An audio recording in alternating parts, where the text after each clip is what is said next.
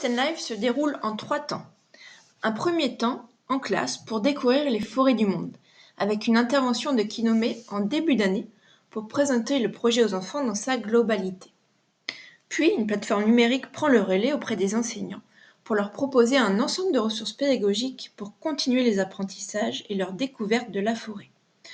Nous proposons 5 thématiques de travail, qui sont les suivantes: la forêt comme milieu naturel, la forêt comme milieu écologique, les métiers de la forêt et le développement durable, et enfin les forêts du monde et la solidarité internationale. Ce premier temps a donc lieu en classe, il démarre dès la rentrée et s'étale tout au long de l'année scolaire. Le second temps a lieu en dehors de l'école. C'est une séance de plantation où les enfants reboisent sur leur territoire une forêt sinistrée par un feu, une maladie, une pollution ou tout autre incident qui est lié au changement du climat.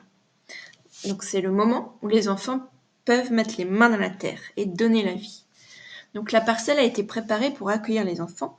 Elle est en général choisie par son accessibilité en bus ou à pied. Et nous prévoyons un travail avant de faire venir les enfants, c'est-à-dire que la terre est déblayée, les trous pré-creusés, les arbres déjà sur place prêts à être plantés. Les enfants sont là pour profiter de la journée et pour planter les arbres. Les enfants sont également accompagnés le jour J par des experts de la forêt et nous demandons aux enseignants de prévoir un parent accompagnateur par groupe de 5 enfants. Planter est une action collective. C'est pas un enfant plante un arbre, c'est un groupe de 4 ou 5 enfants qui plantent ensemble 10 arbres. Donc c'est important et nous les accompagnons dans cette voie-là tout au long de la journée. Avant la plantation, nous réservons en général un temps de qualité pour accueillir les enfants et leur expliquer l'histoire de la parcelle. Pourquoi replanter? Avec quelle essence et comment, surtout en leur proposant une démonstration. Il est vraiment très important que les enfants prennent conscience du sens de leur action. De quoi s'agit-il? Planter pour l'intérêt général, afin que les arbres puissent être encore là quand j'aurai 70 ans, voire plus 100 ans. Donc en général, nous plantons un mélange d'essences qui est adapté aux conditions du milieu et choisi pour améliorer la biodiversité locale. Donc tout ça, nous expliquons tout ça aux enfants au début de plantation pour qu'ils puissent vraiment comprendre à quoi ils vont contribuer. Après la démonstration, c'est parti. Les enfants plantent pendant moins 2 heures par sous-groupe et nous les accompagnons, nous adultes qui sommes présents, dans cette action-là. Par la suite, les arbres plantés sont bien sûr suivis par les experts de la forêt et les enfants sont invités à revenir voir leurs arbres grandir. Donc cette séance de plantation a lieu en général entre novembre et le mois de janvier et février de chaque année, qui correspond à la période de plantation idéale sous nos latitudes. Donc les enfants sont accueillis à la journée ou à la demi-journée en fonction du nombre d'arbres à planter et des besoins des classes. La parcelle est choisie pour son accessibilité en bus ou à pied pour les enfants, je vous l'ai dit tout à l'heure. Donc de manière symétrique, ça c'est essentiel et c'est ce qui fait l'unicité de ce programme-là. De manière symétrique, c'est-à-dire que quand les enfants plantent en France, nous avons un groupe d'enfants en Afrique ou en Amérique du Sud qui plantent également. Pour chaque arbre planté en France, 2 arbres sont parrainés en solidarité internationale avec des écoles de ces pays du Sud, qui font la même chose que les enfants français, qui partent sur une journée découvrir leur forêt.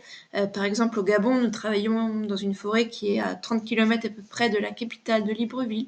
Au Togo, les écoles sont invitées à replanter à proximité des arbres fruitiers, du moringa ou des arbres locaux pour améliorer et embellir leur école.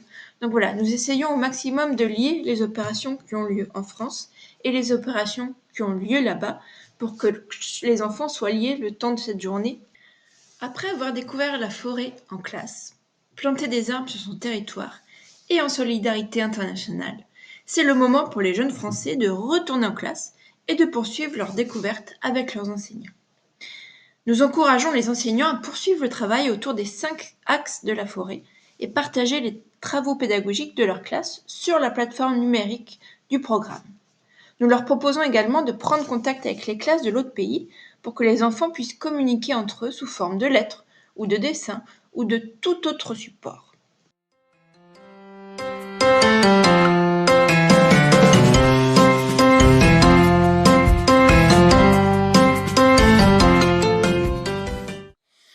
Colline et Anaïs m'avaient posé 2 questions. J'y répondrai. La première question c'est: Combien y a-t-il d'espèces d'arbres dans nos forêts? Il y a beaucoup d'espèces d'arbres dans nos forêts. Par exemple, il y a l'osigo qui produit la tanga sauvage. Par ce biais, chacun peut découvrir les forêts de l'autre pays et comment vit son homologue. C'est le troisième temps du programme, c'est la découverte de l'hôte, l'éveil à ce qui se passe ailleurs, le jumelage entre les classes du monde. Forest and Life est un programme gratuit pour les classes. Il est donc financé par du mécénat d'entreprise. C'est Kinome qui est en charge de rechercher auprès des fondations et des entreprises des financements pour pouvoir déployer à grande échelle le programme Forest and Life. À ce jour, plus d'une cinquantaine de mécènes nous ont ainsi fait confiance et ont permis à 400 établissements scolaires de participer au programme pour reboiser collectivement plus de 100 000 arbres. Grâce à Forest and Life, ce sont plus de 25 000 enfants qui ont pris conscience qu'il est inutile d'attendre d'être adulte pour s'engager et changer le monde. Donc maintenant, notre vision est la suivante. Nous aimerions et nous visualisons que chaque enfant qui rentre en 6e puisse avoir au moins planté un arbre au cours de son cursus scolaire. Comment y arriver? C'est très simple. Dans un premier temps, nous avons besoin de déployer dans chaque région, puis d'essaimer dans chaque département, en impliquant tous les acteurs de chaque territoire.